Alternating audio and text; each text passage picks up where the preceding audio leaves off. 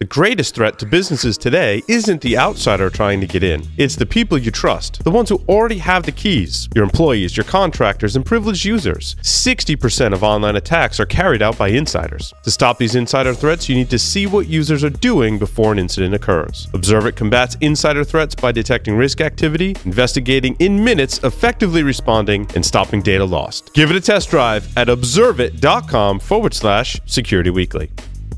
Networks are becoming increasingly complex and fragmented, and digital transformation and DevOps are driving an explosion in network connectivity changes. With each new network connection, cyber attackers may gain another opening to breach or traverse the network. At 2FIN, they've pioneered a policy-based approach to network security management using automation and analytics. As a result, you can make network changes in minutes instead of days, reliably and securely. To learn more about 2FIN, the security policy company, go to securityweekly.com/2FIN and sign up for a free evaluation. The modern attack surface is vast and permeable, extending from the data center to the cloud and device edge. Security teams are stretched thinner and thinner as they try to cover this ground. The result? More high-profile breaches hit the news every day. Don't let your organization be next. ExtraHop delivers security from the inside out, helping enterprise security teams detect threats up to 95% faster and cut staff time to resolve by 2/3 or more. Act with confidence. Learn more at extrahop.com/Security Weekly. Are you worried about PCI compliance? Does your development team understand or care about security? Are you ready to face a breach of your customer sensitive data? See the worst that can happen before it does. Black Hills Information Security can help you help management see the future. Email consulting@blackhillsinfosec.com to find out how a web application penetration test can mitigate the risk before you go live. Welcome, everyone. We're here at RSA Conference 2019. I'm, of course, here with Bryson Bort, the founder and CEO of SCYTHE. Welcome, Bryson. Hey, thanks for having me. And the thing that I appreciate about this interview is this is the first time that I've got David Spark right there. He's right there. He's waving at us. You can poke your head in. Come on in. It's making me kind of nervous, actually. Well, you're not the one who's about to have all of his marketing speak judged right on the... I'll do thumbs up and thumbs down. Thumbs up and thumbs down off screen. So you'll be able to see me like visually react to whatever he's doing. AI, blockchain. I was trying to calibrate you. So, Bryson, tell us about some of the new features that you built into your product recently. Okay, yeah, so the SCYTHE platform, probably the biggest thing we've got is we're not trying to be everything in the kitchen sink, right? So I'm already failing at like the marketing piece here where I'm supposed to say, we do everything and we'll do your homework for you. You're doing great. No, we're doing great. The Chinese love us. We have nothing to do with them. Is by going horizontal to allow an ecosystem that end users can facilitate what they need to do to turn threat intelligence into reality. And you don't want to do that waiting on the vendor, right? You want that flexibility to build it yourself. So we just released the Linux platform. Mm-hmm. We're going to have Mac right around the corner. At that point, we've got all of the traditional enterprise operating systems covered for folks to be able to operate in their environments. Now, Bryson, when you say the Linux platform, what does that mean? That me, as an attacker, I can now choose payloads that I can deploy then on Linux? Is it as easy as that? Or like, what are some of my choices there?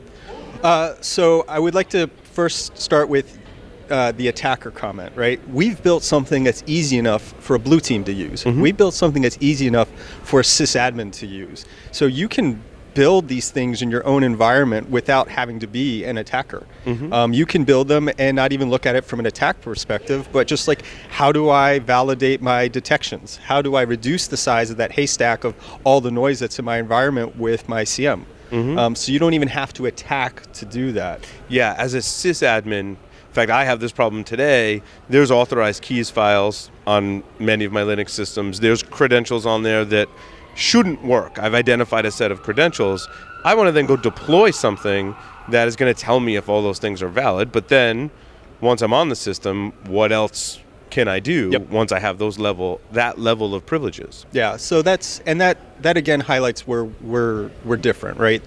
What we bring is the offensive perspective of this. Mm-hmm. It's not a unit test. It's not, hey, I checked this box on the MITRE ATT&CK framework. It's the way an attacker works, right? You want an iterative process built into the platform. So go back to the earlier question, you can now generate payloads and exe, DLL, or shellcode that work on the Linux platform, right? And those things can take that information in the environment and then use them to pivot and to move laterally and to simulate ransomware and really cover all of those different pieces of the space. And the most important thing of that is, again, and I said this on the show back in January, is it brings the human element into it when you do use it to simulate an attack, right? You can use it from I'm building and validating detections, but you can also use it to dynamically move through the environment and see what happens. So you bring the people element into it. And then there's now context. Every business is different, right? Your Linux server is not worth what your Linux server is. So when this particular threat gets to that Linux server, what does that mean for that business? Without that context, we're back into the problem of why CVSS has its flaw, which is there is no high priority across everything. There's just your priority as a business. So it sounds like one of the primary value points are helping me prioritize what I need to focus on first, which I feel like every organization on the planet struggles with still today. Yeah, no, there is nothing on the planet that is a silver bullet that solves everything, right? Our platform can't emulate everything. We can't be everything in the kitchen sink. There are lots of other things that complement that and things that folks that are doing. But what we do really well is kind of assess where are you in your current maturity level, and then provide the scaffolding to prioritize where to grow that and then validate it as it gets there. And that's the important, coming from vulnerability management, right? That's the important thing is once I've identified some type of exposure or threat, I've remediated it, so I think. How do I know it hasn't come back, right? And that's the purpose of that continuous testing model. Right. By continuously doing it, I essentially have asset discovery from the adversarial perspective as opposed to the internal configuration management. I get to validate, did it work? Does it still work? One of the other things that I think that is unique, is a unique value proposition, most of these kinds of offensive engagements today are what I like to call surgical strikes, right? I find a way in, I get in, I double down on that point of entry, and then I, go to domain and I win, right? But what I'm missing from that is, are the controls uniform throughout the environment? Yes. Are they? I would like to think most folks don't know the answer to that. And part of that is, even if I had technical controls that were uniformly implemented, the people aspect, again, challenges that proposition, right? Folks, users tend to get around controls because they're constantly going like, well, this doesn't work for me, for whatever reason. Right? And I'm going to, surf for whatever I'm surfing at the Starbucks without the VPN because the VPN is clunky and it's slow. So, screw the proxy. I'm going to do it this way. And what I like about attack simulation, as it differs from vulnerability management, is sure, I can go look for a vulnerability in my environment, but as you know, many of our audience members know, when an attacker gets in, they use some other kind of technique that doesn't really require a software vulnerability. Now, in your example, right, I've used that one path. How do I automate the testing of that path into every tens of thousands of systems in my environment? That was always my concern as a pen tester, whether it was internal to the organization or external, was how do I know I've identified all those paths? I felt funny when I would leave the report and go, yeah, this is one way, but I don't know where in your environment because I only had a week, right? Yeah, absolutely. There's always that balance of time and resource. And we are the only platform I know that actually looks at the entire thing at scale, right? If your entire enterprise isn't in scope, you're going to miss something. Right. You also said you had Office 365 support on the horizon, or? On the horizon. Roadmap. What does that mean exactly, though? Sure. So today we have Google Sheets and Twitter. And what that means is our payloads can be generated with communication mechanisms that don't just use, say, HTTPS protocol going to something that looks like Google or Twitter or Office 365, but that you actually set up accounts in those ecosystems, and all of the command and control and exfiltration goes through those individual accounts. Extremely difficult to detect still to this day? Yeah. When I was evaluating defensive technologies and my attacker friends described exactly what you just described, I was like, That's really hard because especially as your organization gets larger, how do you separate the malicious traffic inside of your Twitter streams when it's all SSL encrypted? This is the core of the challenge for the defender. Attackers aren't bringing super secret squirrel communication protocols to the game.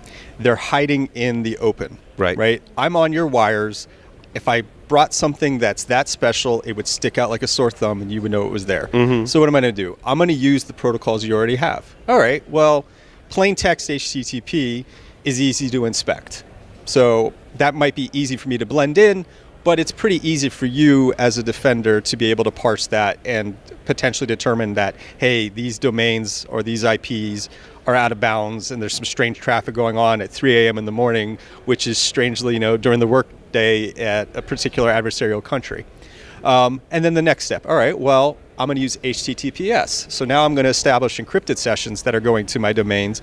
And there's some metadata analysis that you can use to determine that. But inspecting it requires for you to split the SSL, so you got to have a proxy, and then you got to be able, so you now have a further level. You have a whole set of new problems, actually. And, you have a whole set of new problems just to be able to figure out what's going on. And then step it up again. Steganography, Twitter, Google Sheets, Office 365. Those are all, following that range of specific implementations that are even harder to try to figure out those pieces. And yes, we do include steganography as the ability to have all the data exfil and C2 happening over pictures, and you've now got to figure out that's happening in those pictures, and that's the traffic. The point is not that you're building something that is so sophisticated, why am I really stressing that edge case? So much as, again, we're trying to provide that flexibility to help you grow across that maturity level. Well, it's still an excellent use case. There was a story that there was a Twitter account that was posting memes, but it was really data being exfiltrated from enterprises. Yeah. So, yeah. Give me an example of how your product has been helping organizations. A use case, as it were. Your commercials that are running on our shows are fabulous to hear how it's helping people, but are there specific use cases you'd like to share with our audience? We decided for our advertising, what we would do is just have clients that use us say what they think, as opposed to having me come up here and provide the canned speech of, oh, well, of course we're wonderful because I said so.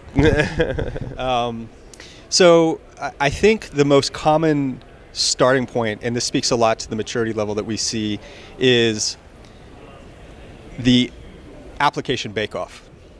I'm going to buy an EDR. I'm going to buy a CM. I'm going to buy, I'm going to buy this MSSP service.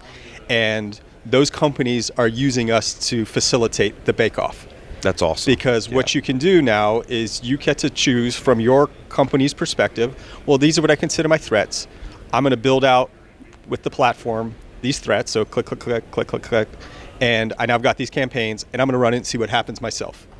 I love that. Having been in that position before, I can manually construct those attacks, but your evaluation time is typically a shorter period of time than you'd normally have, so you can only build so many scenarios. With your tool, I can build a bunch. It's very easy and fit in that time window. Great use case. Yeah. So that's I think the most common one that we see. The other is our enterprises that are looking for a way to, it's more than just measuring defense. It's measuring the investment in defense. I've got all these tools. I've got the staff. I've got these subcontracts for folks to support me, like an MSSP. I've got these employees that are at various levels of knowledge, and I'm spending all of this money on that. What am I getting? How do I go to the board as a C-suite executive, as the CIO or the CISO, and justify to them that this is what my budget is? With our tool, they're able to do that. And we have several use cases where folks in financial services and some other general mid-sized companies have done that, and that's been really the big sell for them. That's awesome. Bryson, thank you so much. Hey, good to see you again, man. You too.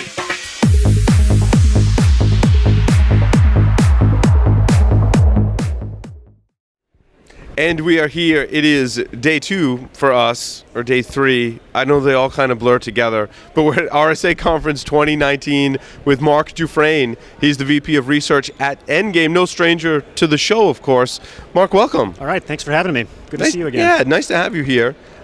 We've got a few topics to cover that I think are very interesting, and I think it's, certainly the first one is something that our audience really thinks about a lot and I think struggles with a lot, and that is, how do they get an independent evaluation? I think it's one of the reasons they listen to us, because we give independent evaluations of our vendors, even if they're a sponsor. If we don't like something, we'll tell you, right? Yeah, we appreciate that. And we'll be very frank and transparent with our conversations, and that's why our listeners listen to us, and there have been 2 independent, I think, evaluations in the endpoint security space. So the first was from Forrester. Yeah, so Forrester just came out last week with an evaluation of the MITRE sort of post-compromise breach detection results. And I think there's been a couple of times on your show, MITRE has come up lately in the attack matrix in general. Yeah.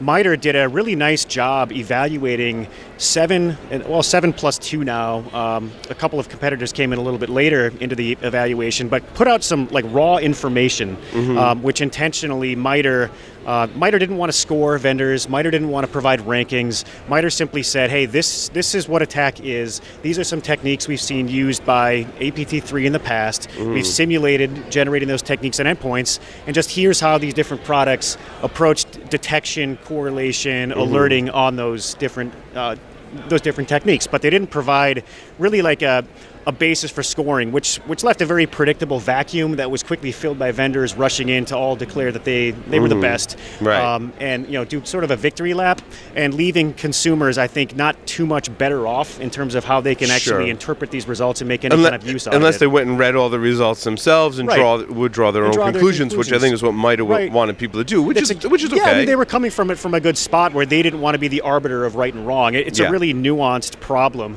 and different products truly do approach the problem differently. Yep. And so they didn't want to be in a position to declare a winner. I mean, they were like, that's as unbiased as you can get. Right. But it did leave this gap, and we were really happy that Josh at Forrester came in and did pretty good of look across the results and describe at a really high level, a usable level, some of the important things he took away from that evaluation as a third-party player. And it was, pretty.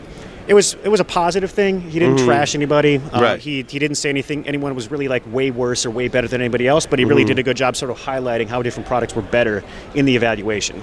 Well, and I think that's important to understand the strengths of each of the vendors, in an unbiased kind of format.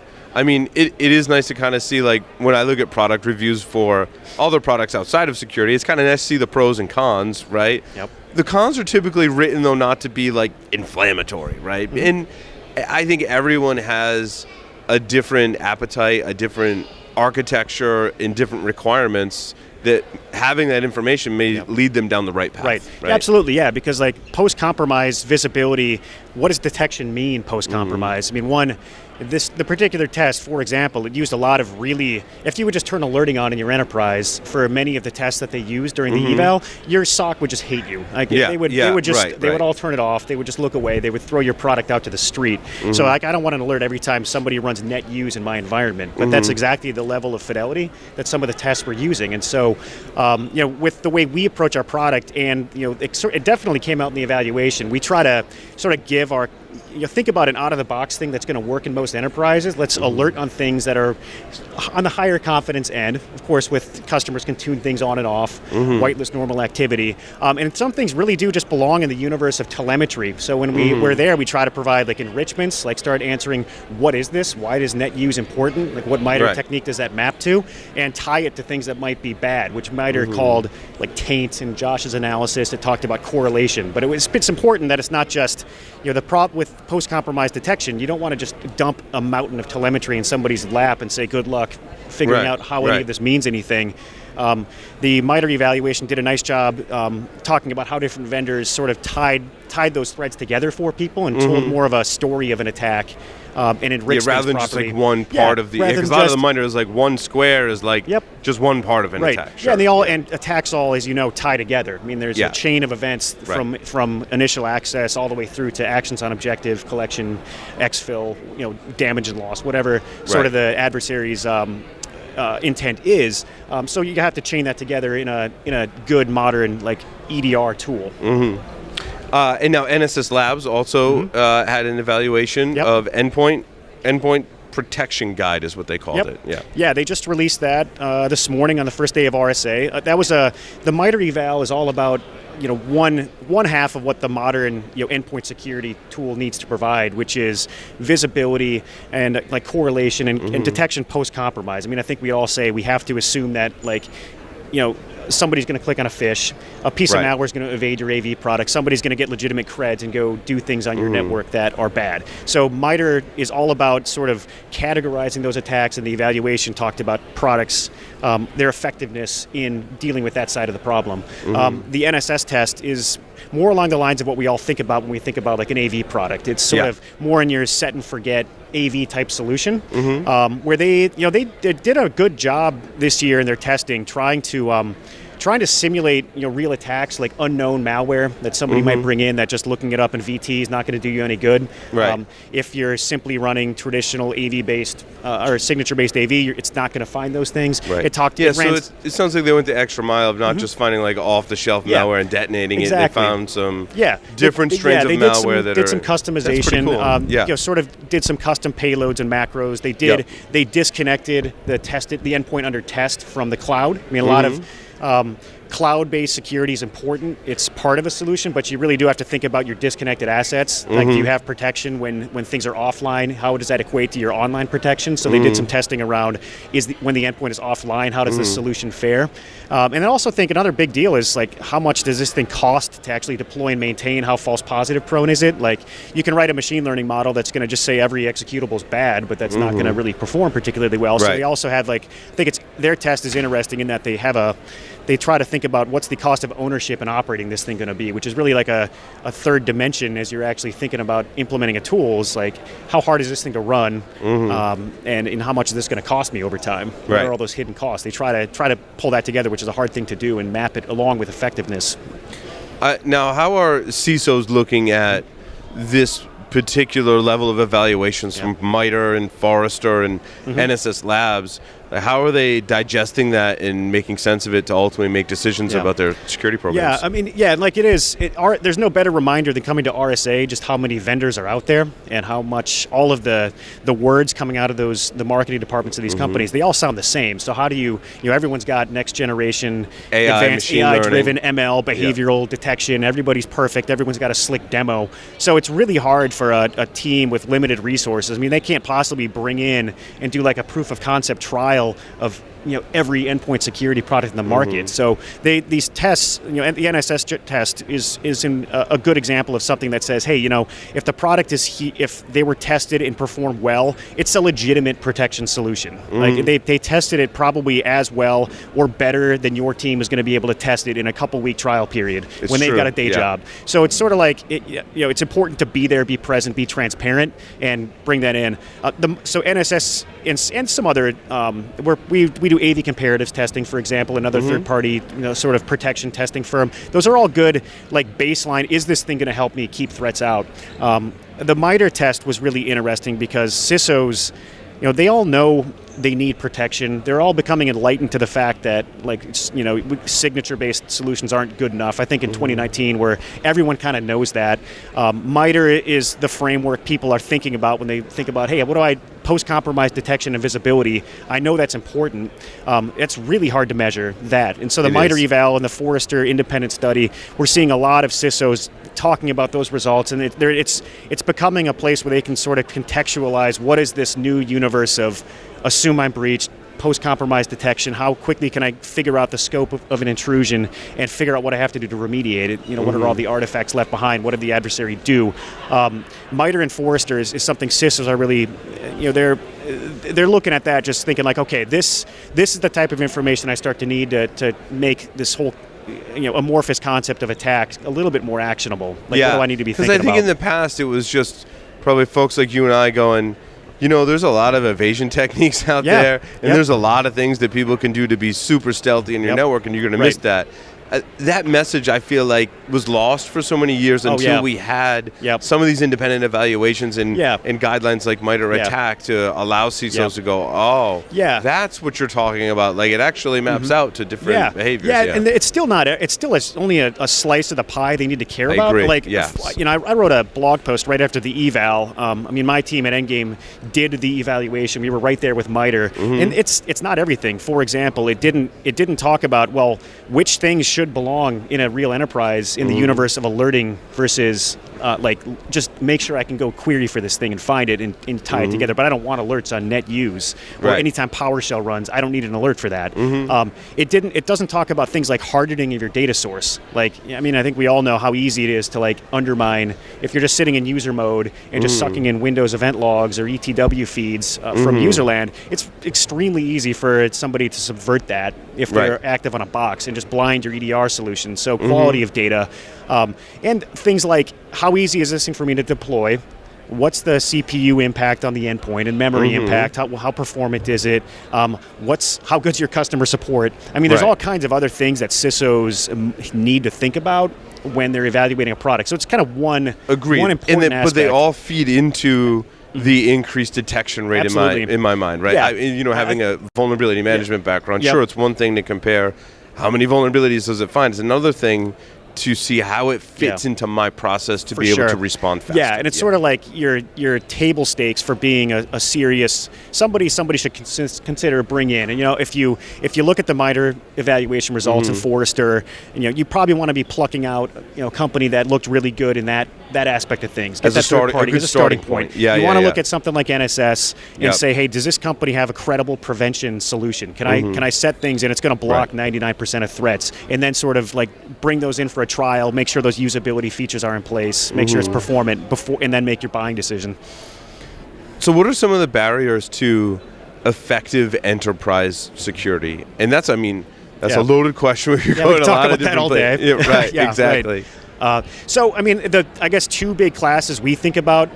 We're trying to build a product that helps solve this problem, and it is a big thing, but it's really, there's a technology problem and kind of a people, and I'd say almost almost the same thing as the people problem is the usability problem. Does your technology have the baseline protection capabilities? Can it do behavioral detection versus relying on signatures or cloud lookups?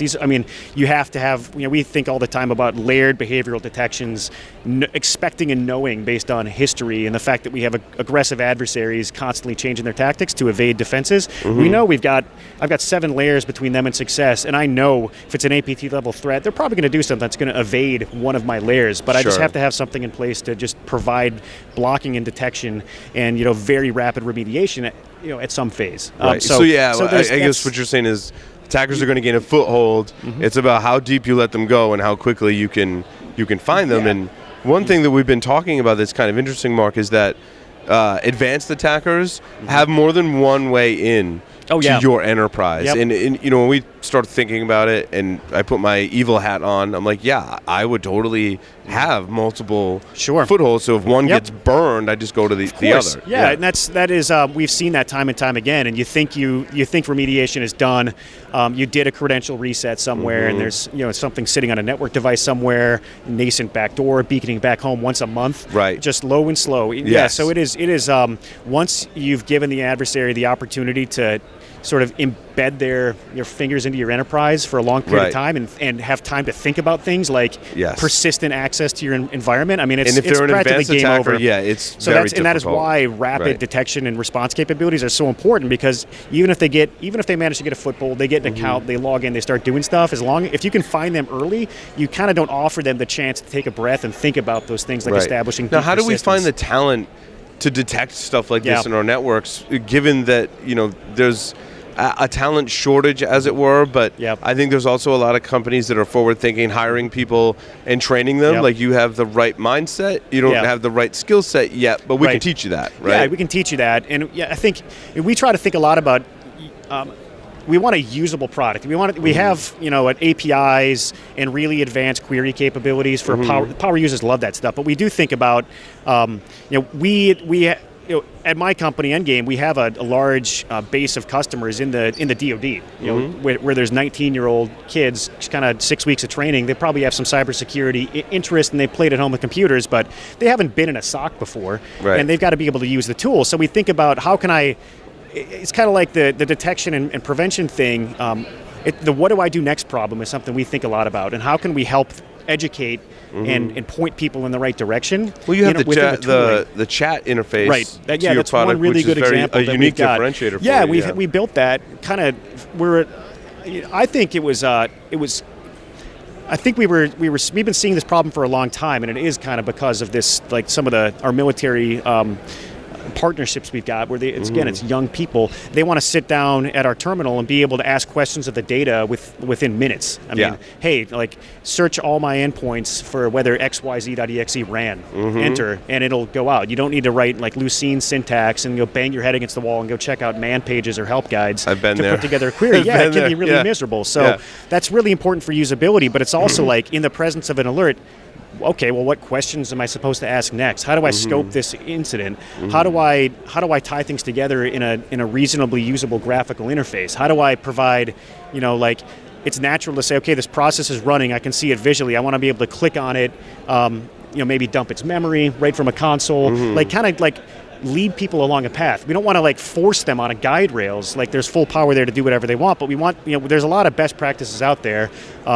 We want to learn from that and kind of put these capabilities right in the product, so we start to overcome some of those usability challenges and get people contributing on a team within hours or maybe a couple of days if they're a little slow compared to weeks or months. Yeah. Because then you're the guy you trained for 3 months, right? And he suddenly gets to put I know Splunk on my resume. He's got 20 recruiters hitting him up on LinkedIn every 5 minutes. Yeah. And it's almost, you have to assume that your talent, you're going to have turnover. So if you're constantly spending a third of your time with a new employee on training, and then they're going to go out the door, and 8 months later, that's a really tough thing to sustain. But giving them a way to be effective and have them feel effective from day one with the interfaces you built into Endgame's product, I think is a great story. I've got a pretty substantial data science team, and I think we see a lot of companies talking about AI, machine learning powered prevention and behavioral detection, and look at this, we found this anomaly. I've got 40 to 50% of those brain cycles thinking about usability as opposed to detection and prevention. I mean, that's important. Detection and prevention, it's not a solved problem. We're innovating all the time, but we've got a fantastic solution there. But I think where we're really offering a lot of how do you separate from the noise in the industry? It's having the usability features baked in that I think is a really powerful thing. If I want to help our users solve security problems, investing there is really high impact. Right. Awesome. Mark, thank you so much. Yeah, thanks for having me, Paul. Great talking to you.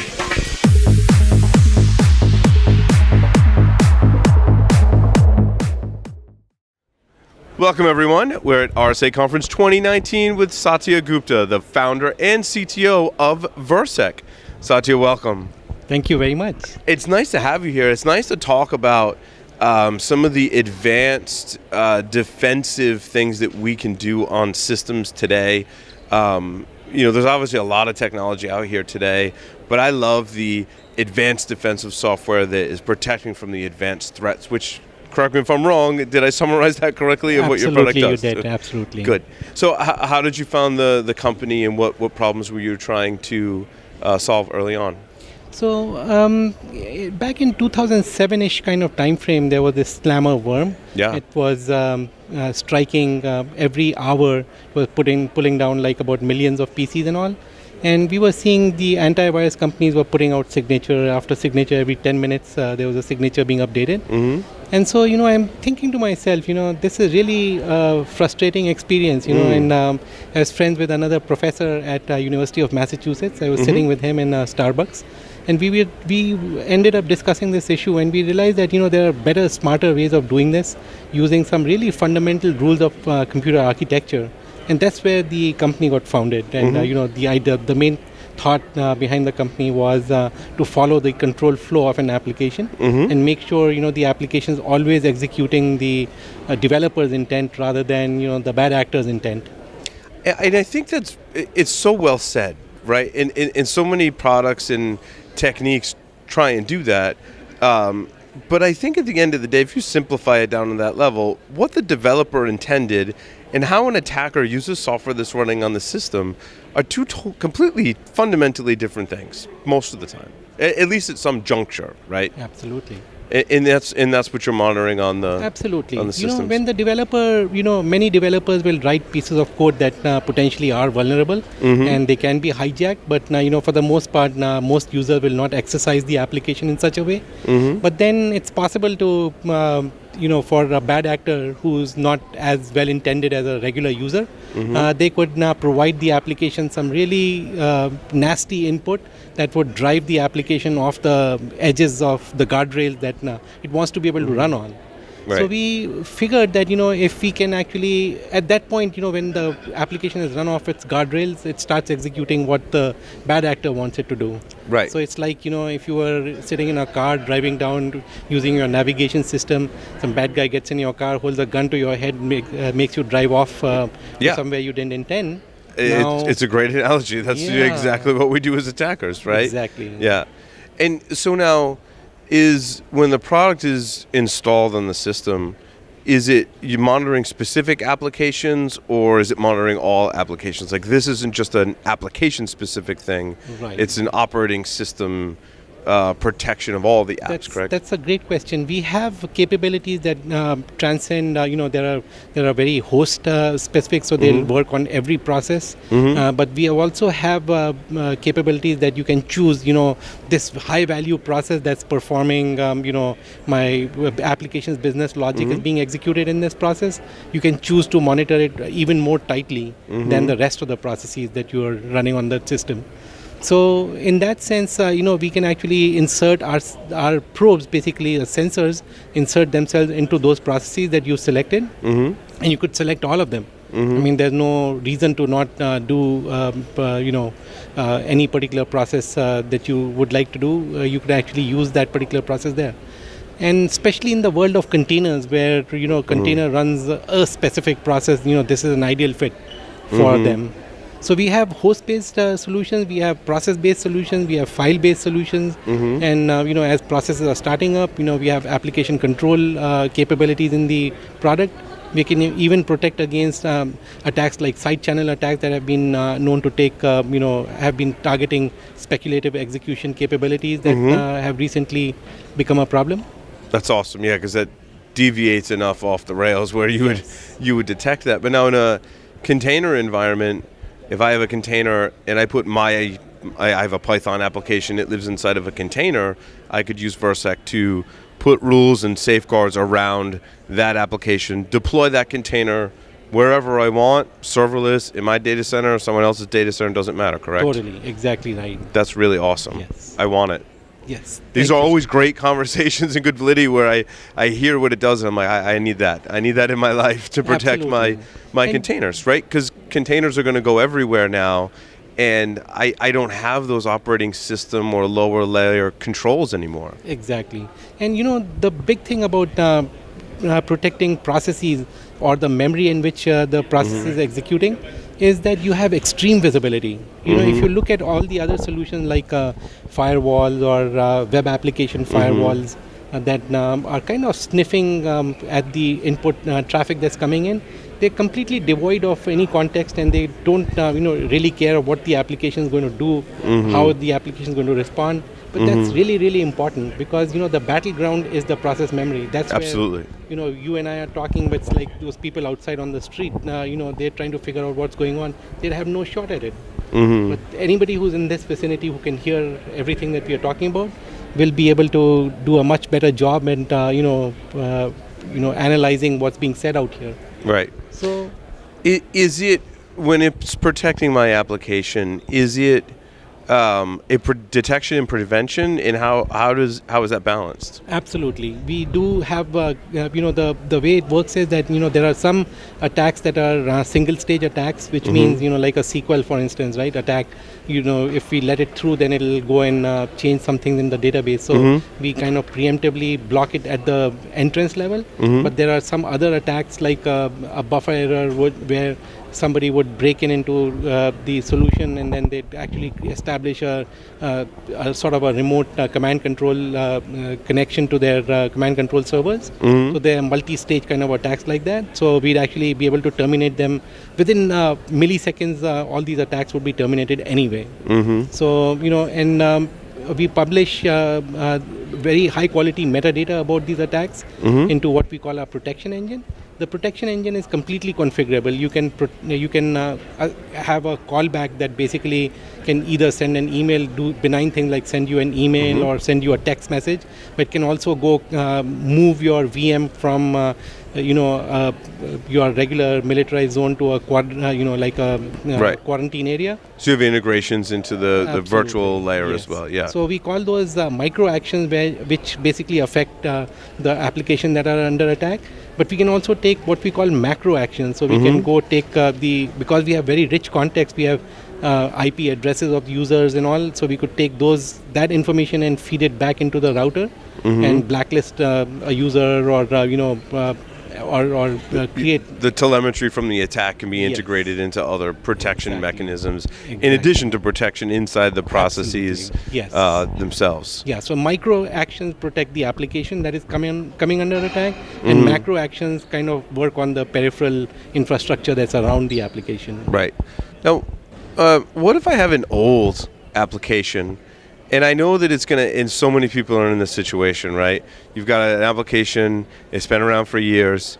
To rewrite it is 6 months to a year or plus. Totally. But in that meantime, I still have to use it. Absolutely. And Virsec is a very good application for this, correct? Totally non-invasive. We don't need source code. We actually bolt on, and there's a big bank in New York that says it's a bolt-on security with built-in efficacy capabilities. Yeah, no, that's yes. Hearing about it, that's a very good description. Exactly. Yeah, absolutely. So, how do you know what is good behavior? Do you profile the application first, or do you have like a database of profiles of ways certain applications should work? Like, how do you separate good from bad, essentially? Okay, so that's a really great question. What we do is we are not monitoring the data, we are monitoring the code.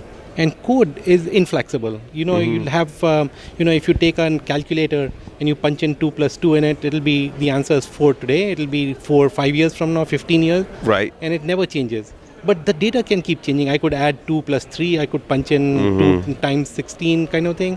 So what we monitor is the code. The code is, is inflexible in the sense that, we'll actually execute, if there's a function foo that's meant to call function bar, it'll always, theoretically, it should always call function from foo to bar, never function foo bar, which might not be part of the source code.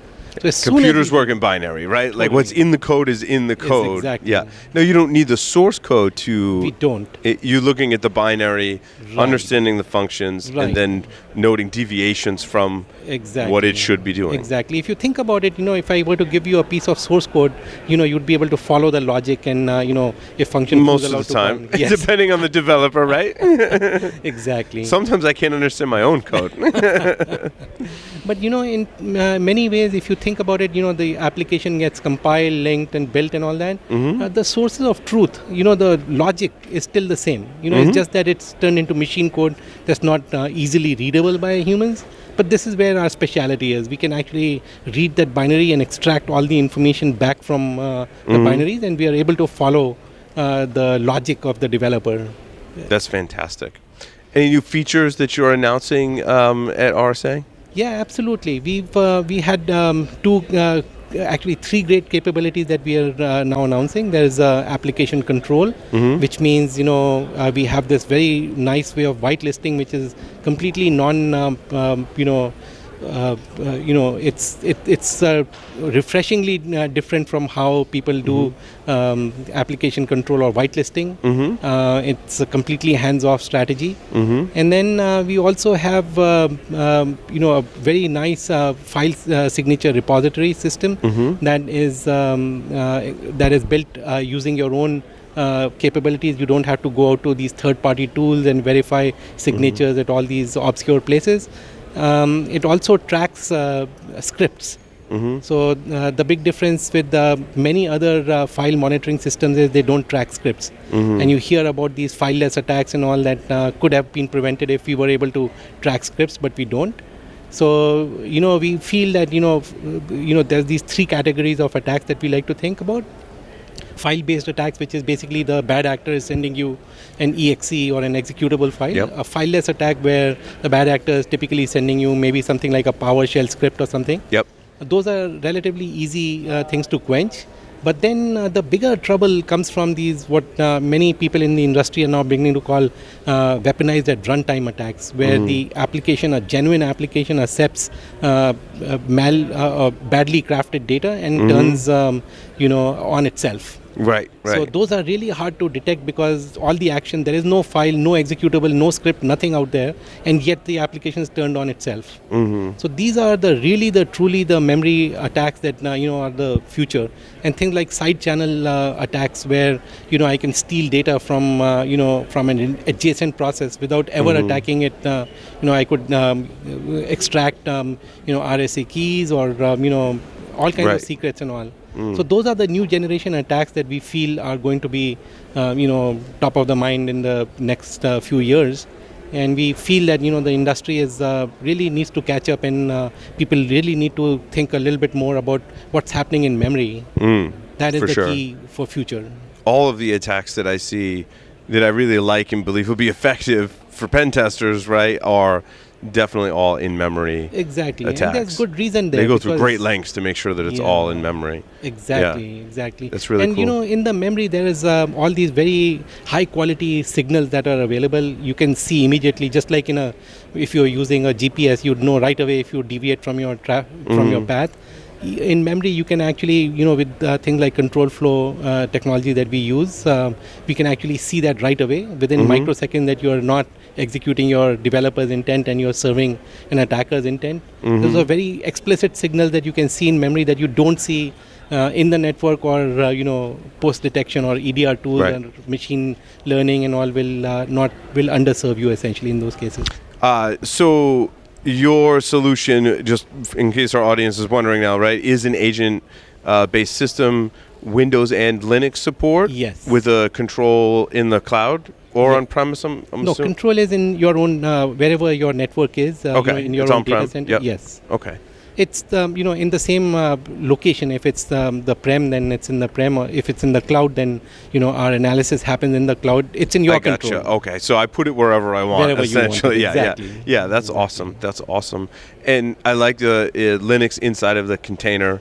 Yes. Great solution for that. Right. Because so many attacks now and so many people are deploying containers, so that's a great deployment model as well. Absolutely. And you can just build that right into the container at runtime in your CI/CD process, and it goes in every single container I deploy. So it's a very important point that you raised, because the infrastructure is completely software driven. You don't know where what is anymore. The network is very loosely defined and all. So the important point is that the security control is right with the application, with the workload itself. Yeah. So it's it's kind of bound together. Yes. Inseparable. So it's hitting on my theme, Satya, that security has really been pushed to the application and down to the user side. Like everything in the middle now is becoming more and more just like foundation and plumbing, right? Exactly. And this is why solutions such as yours, I think, are so critical today. It's going to be inside or on the same workload, as you say, of my application. It follows it wherever it goes. Exactly. That's awesome. Satya, thank you so much. Thank you very much for taking it.